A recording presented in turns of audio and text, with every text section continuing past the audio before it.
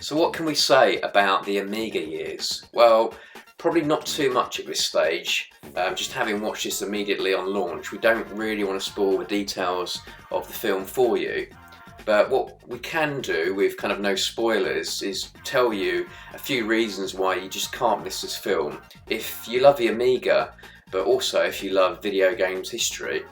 The movie itself is a very wide look and a very detailed look at the world of building and developing hardware and the games that surrounded them, but it's kind of much more than this also.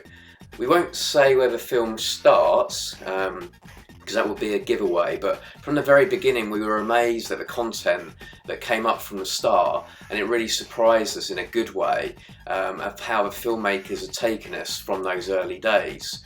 This is also, I have to say, a very international movie, and a true one which is delivered with a mix of different techniques in the way that the editing is done and the way the camera work works.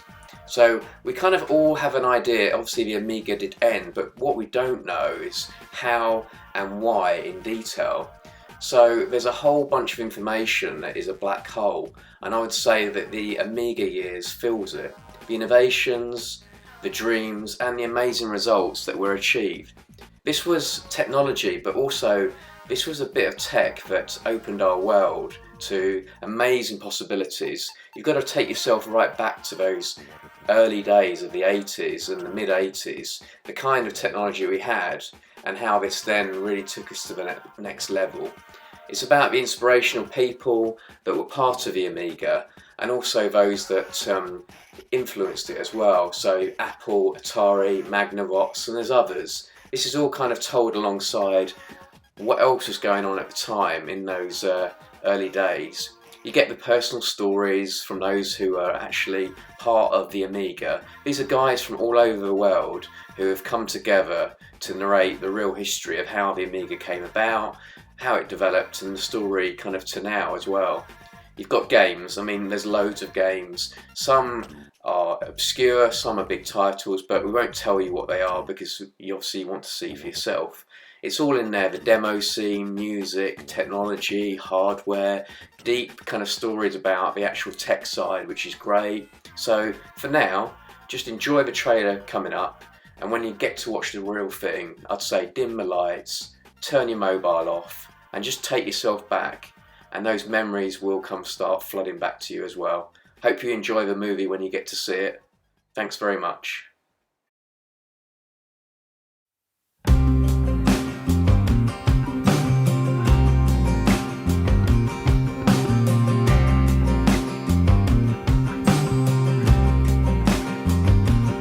Preemptive, priority-based operating system in a game machine.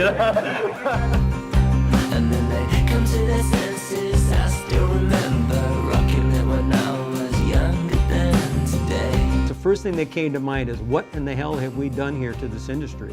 What will you do with the Amiga computer? The idea of creating a world that you could explore that didn't exist anywhere but in the computer was incredibly compelling. Not a hassle, I'm a benefit to the society that bleeds me. Please don't leave me dry.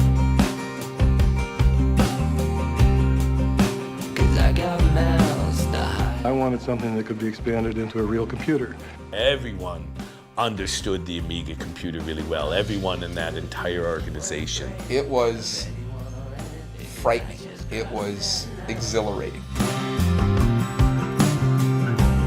Oh my God. Why would you do it if you weren't afraid of anyone or anything? 'Cause I know I get mine.